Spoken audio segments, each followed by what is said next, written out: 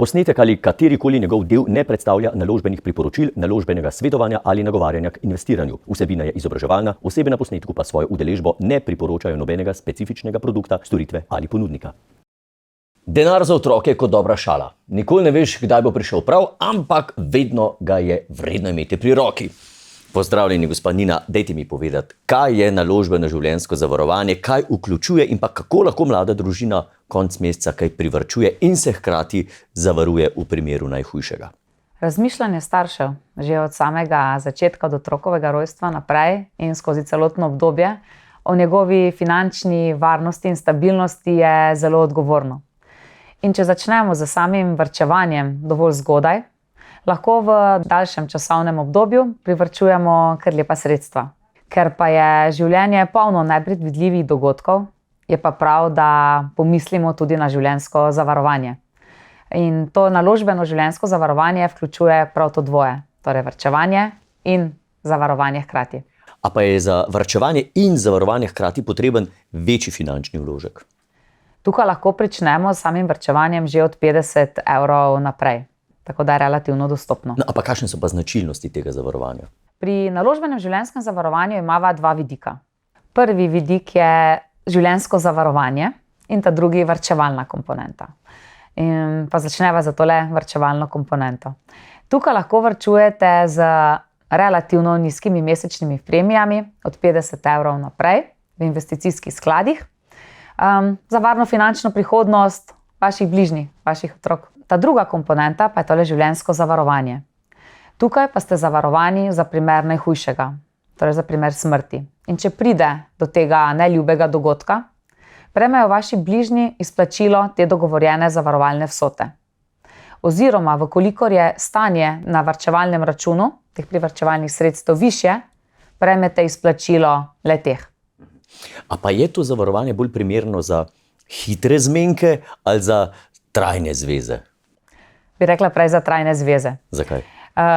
Namreč polica je vseživljenjska, kar pomeni za vas, da varčujete poljubno dolgo. Za vas zastavljen cilj.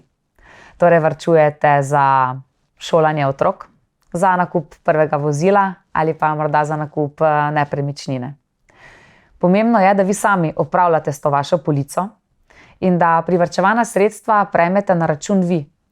Kajti tudi vaš finančni cilj se lahko z leti spremeni. In je prav, da v takrat istem trenutku prejmete sredstva vi in jih razporedite, za kar je vaš glavni cilj.